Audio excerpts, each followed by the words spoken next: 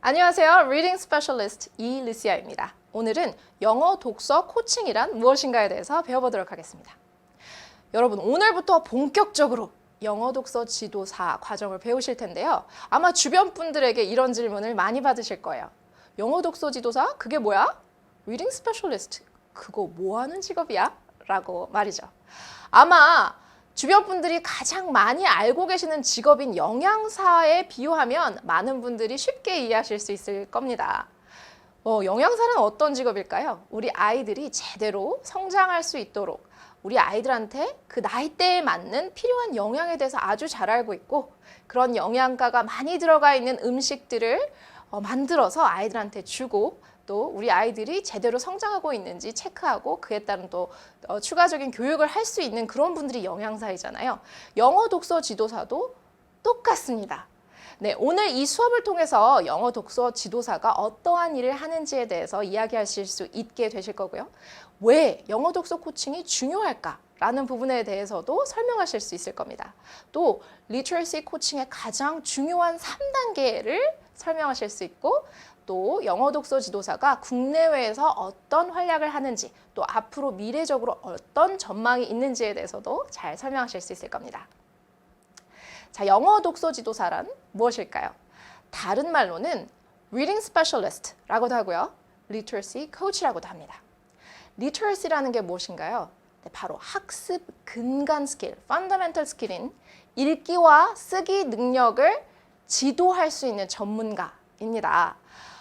그래서 영어 독서에 대해서 전문적인 지도 이론을 굉장히 잘 알고 있고요. 다양한 교수법에 대해서도 잘 알고 있는 전문가이기도 합니다.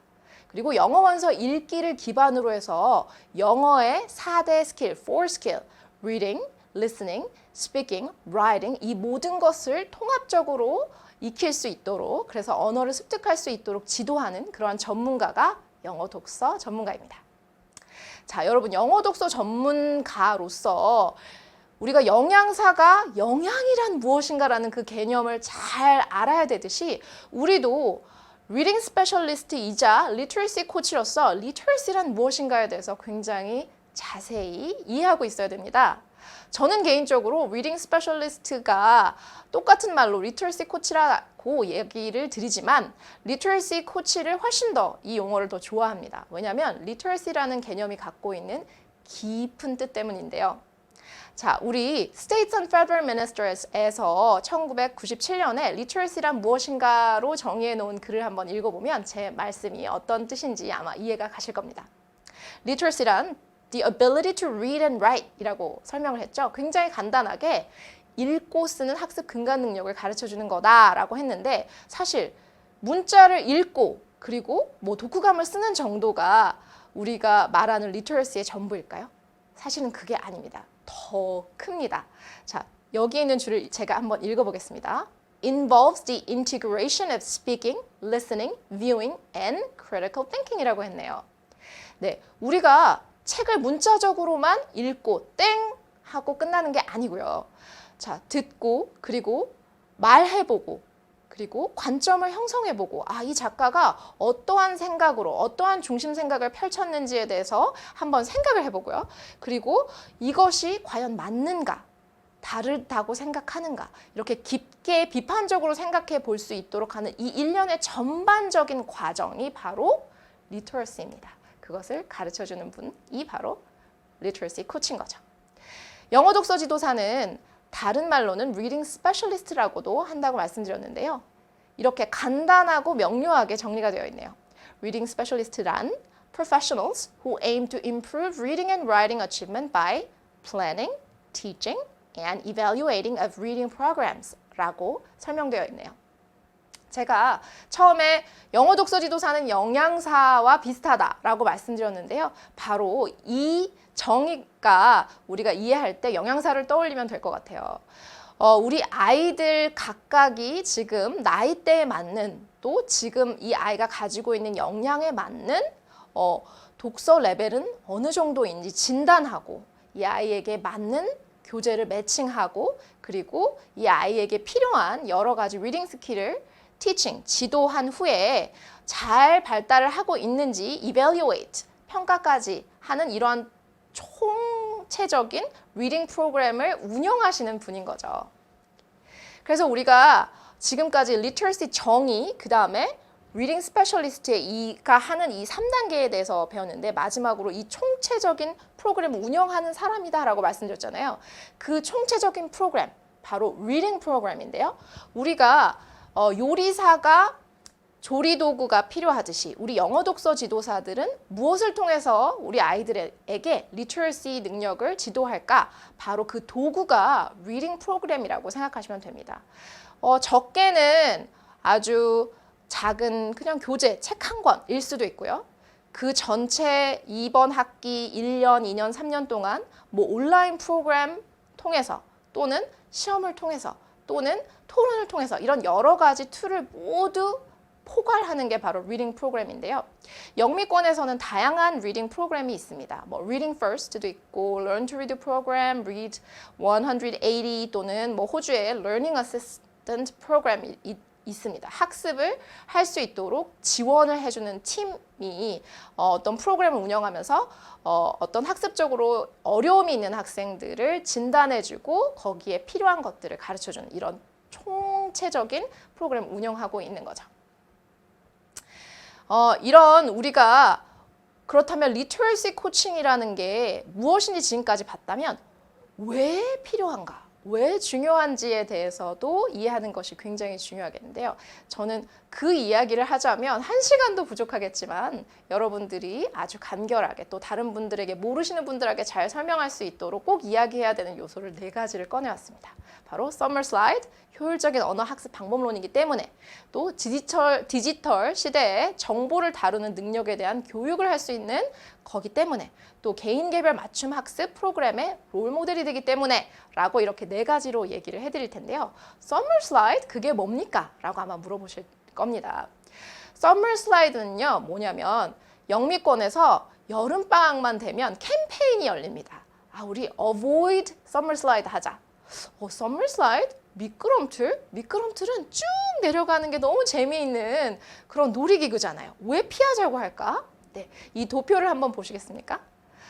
여름방학 기간 동안 6월, 7월, 8월 끝나고 9월에 이제 새로운 학기가 시작이 되는 이 영미권에서 책을 읽은 아이와 방학 중에 책을 읽지 않은 아이의 학업 성취도를 비교를 해봤다고 합니다. 자, 보이시나요, 도표가? 자, 파란 선은 방학 중에 책을 읽지 않은 아이고요. 이 주황색 선은 방학 중에 책을 읽은 아이입니다. 최대 학업 성취도 갭이 35%에서 40%나 차이가 났죠. 마치 미끄럼틀 위에서 쭉 타고 내려오는 효과가 있어 버리는 거죠. 그래서 방학 중에도 우리가 책을 읽자라는 캠페인인 거예요.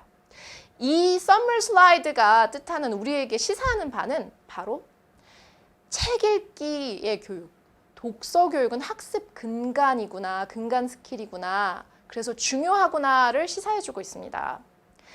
우리가 조금이라도 책을 이렇게 단기간에도 읽지 않았는데 이렇게 30%가 넘는 이런 학업 성취 갭이 발생을 했잖아요. 지금 생각을 해보면 이게 쌓이고 초등학교 6학년 내내 만약에 방학 동안만 책을 읽지 않는다면 바로 책을 읽었던 아이와 읽지 않은 아이의 차이는 3학년의 갭이 난다고 합니다. 3학년의 차이가. 어마어마한 갭이죠. 요즘 학습 공백 때문에 많은 걱정들이 있으신데 우리가 그럴 때일수록 독서 교육이라는 중심을 잡고 있어야 되지 않나. 그렇기 때문에 리터러시 코칭은 정말 중요하다라고 강조를 드리고 싶습니다. 그리고 왜 중요한가 두 번째는 굉장히 효율적인 언어학습 방법론이기 때문에 해야 한다라고 말씀드리겠습니다. 지금까지 저도 영어 교사로서, 영어 강사로서 많은 아이들을 가르쳐 왔는데요. 굉장히 다양한 방법론으로 시도해보고 또 연구해보기도 했습니다. 저뿐만이 아니고요. 어느 학교의 대학교의 연구소에서는 미국에 있는 연구소였는데요. 이민자 아이들, 영어를 한마디로 할 줄 모르는 아이들을 나눠서 한쪽은 코스북으로 가르쳤고 한쪽은 우리 아이들이 읽는 영어 원서, 영어 동화책 이런 것들로 영어를 가르쳤다고 하는데요. 3개월이 지난 후에 이 아이들의 학업 성취도를 비교했는데 영어 원서를 통해서 영어 공부를 한 아이들이 영어 실력이 훨씬 좋았다고 해요. 그럴 수밖에 없습니다. 왜냐하면 아이들이 평상시에 쓰는 말이 굉장히 잘 들어가 있잖아요. 지금 제가 예시로 이 동화책의 이미지를 가지고 왔는데요. 이 책은 Who Stole the Cookies from the Cookie Jar? 라는 책입니다. 굉장히 재미있게 쿠키 jar 모양으로 되어 있죠. 뚜껑을 쑥 잡아당기면요. 거기에서 쿠키들도 나오고 이렇게 동물들도 나오면서 이런 음률적인 패턴을 가진 문장이 반복됩니다. 어떤 문장이냐면 Who stole the cookies from the cookie jar? Bunny stole the cookies from the cookie jar. Who, me? Yes, you. couldn't be. Then who? 네, 이런 굉장히 재밌는 내용이 반복이 되는데요. 이렇게 공부한 친구들은 어때요? who가 누군지, story 훔치다 라는 거라는 사실, from the cookie jar, 쿠키자로부터 라든지, me, 나, you, 너 이런 것들을 굉장히 이 컨텍스트 안에서, 이 이미지 안에서, 이 스토리 안에서, 이 음률적인 리듬 안에서 자연스럽게 이 영어의 어순의 데이터를 흡수해서 영어라는 이것을 배울 수 있는데요. 코스북이나 문법 그냥 그런 책으로만 공부한 친구들과 당연히 영어 실력이 차이가 날 수밖에 없겠죠. 가장 효과적인 방법이기 때문에 우리는 리터러시 코칭에 대해서 중요하다라고 말할 수 있겠네요. 또 요즘 시대는 이제 디지털 시대죠. 정보를 다루는 능력이 굉장히 중요합니다. 읽고 쓰는 것만으로 끝나면 안 됩니다. 그래서 요즘 아마 여러분들이 들으시는 말 중에 요즘 미디어 리터러시, 디지털 리터러시 능력이 있어야 된다. 이런 것들을 교육해야 된다. 그럼 무엇으로 교육해야 되냐? 네, 이런 궁금증이 일을 텐데요. 이런 부분에 대해서 이 뒤에 뭐가 붙어 있나요? literacy라는 말이 붙어 있잖아요.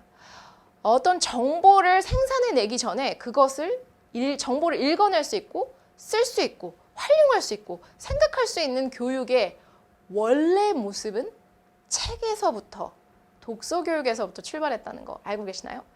영상을 통한 교육, 미디어 리터러시만 해도 그렇습니다. 아마 뭐 가짜 뉴스 이런 것들을 구분하는 법, 어떠한 영상을 또 이미지를 통해서 내가 다른 사람들한테, 뷰어들한테 어떤 메시지를 전달할 것인가, 이거 어떻게 구성할 것인가를 배우기 이전에 기본적으로 책을 통해서, 책에는 텍스트만 있나요? 아니죠. 그림들도 있고 차트도 있고 이런 것들을 어떻게 다루는지 배울 수 있고요.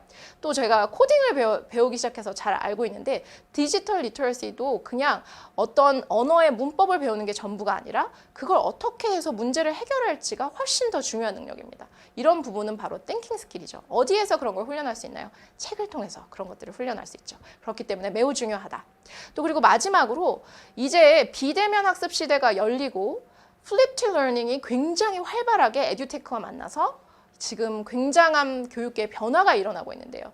그 중에서 굉장히 이슈가 되고 있는 용어가 있습니다. 그게 바로 개인 개별 맞춤 학습 프로그램이라는 뜻인데요. 옛날에는 다들 모아놓고 대형 강의를 주로 했습니다. 그 대형 강의에서 각자 아이들의 이해도는 다르죠. 하지만 그걸 무시하고 one size fit all, 한 가지 프로그램으로 모든 아이들에게 제공하는 그런 one size fit all 식의 수업 방법론은 이제 구시대의 유물이 되어가고 있죠. 지금 우리 플립트 러닝에서 AI가 학생들이 어떠한 것들이 부족한지를 똑같은 걸 배우는데 이 친구는 이해도가 80%, 이 친구는 이해도가 30%밖에 안 된다는 걸 진단해내고 거기에 맞춤 보충 학습들을 제시해주고 또 잘 성장하고 있는지 이런 부분을 평가하고 모니터링하는 이러한 맞춤 학습이 지금 수면 위로 떠오르고 주목받고 있는데요.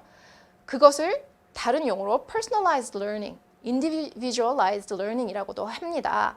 이런 것에 어떻게 이런 것을 그렇다면 설계하고 운영할 수 있을까라고 굉장히 많은 분들이 연구를 하고 지금 계신데 그런 것이 오랫동안 굉장히 체계적이고 과학적으로 잘 발달되어 온 것이 바로 리터러시 코칭입니다. 어떤 아이들이 이 발달 단계에 어떤 게 부족한지 이런 부분을 진단해내는 법부터 그런 것들을 보충해주기 위해서 어떤 지도를 해야 되고 이런 것들이 잘 길러졌는지 이 능력이 잘 지도되었고 학습되었는지를 모니터링하는 이 프로세스가 가장 오랫동안 잘 진행되어 있었던 것이 바로 리터러시 코칭이기 때문에 이것이 정말 알고 있는 것이 중요하다 이렇게 말씀드렸습니다. 네, 그래서 리터러시 코칭을 하려면 방금 말씀드렸던 이 세 가지 plan, teach, evaluate 이 부분을 굉장히 잘해야 되죠. 이 아이가 어떤 부분이 어려워서 잘 못하는지 진단하고 이 아이에 맞춰서 지도 계획을 짜고 또 이 아이에게 맞춘 독서를 할 수 있는 책을 제시를 해주고 또 어떤 스킬을 높여주고 성취 모니터링을 하냐 이 세 단계를 꼭 기억하시기 바랍니다. 그렇다면 이 영어 독서 지도사가 어떻게 국내외에서 활동을 하고 있으며 앞으로의 전망은 어떤지에 대해서 이제 이야기를 해드릴 텐데요. 요즘에 엄마표 영어라는 말 많이 들어보셨을 거예요. 그 엄마표 영어는 실상 들여다보면 리터러시 코칭입니다. 영어 원서, 원어민들이 있는 영어 원서를 통해서 영어의 4대 스킬을 공부를 하는데 모국어를 습득하는 방식으로 굉장히 효율적이고 재미있게 공부를 시키려고 하시는 분들이 많아지고 있습니다. 그래서 이 영어 독서 지도에 대해서 전문적인 지도법에 대해서 관심이 굉장히 증폭되고 있고요. 그리고 우리나라에서는 공교육, 사교육에서 모두 이제 영어 독서라는 것이 너무 대중화되어 있습니다. 이제는 그 모국어 책만 꽂아져 있지 않고 어느 도서관을 가시던 간에 모국어 책과 그리고 영어 책도 같이 꽂아져 있는 것을 아주 쉽게 목격하실 수 있어요. 그 정도로 대중화되어 있습니다. 모든 영어 학원에서 그리고 작은 공부방에 이르기까지 또는 개인적으로 과외를 하는 개인 튜터 분들까지 영어 독서 지도 프로그램을 쓰고 있는 정도입니다. 그리고 공교육에서도 사실 독서 교육을 굉장히 중요하게 생각하고 운영하고 있는데요. 입시와 연결해서도 지금 운영이 되고 있습니다. 교과서 연계 독서를 강력하게 추천해서 아이들이 할 수 있도록 지도하고 있고요. 자기소개서나 면접에서도 독서 부분에 대해서 물어보고 있고요. 이런 것들을 잘 지도해 줄 수 있는 독서 지도사들의 어떤 필요성이 더 계속적으로 있죠.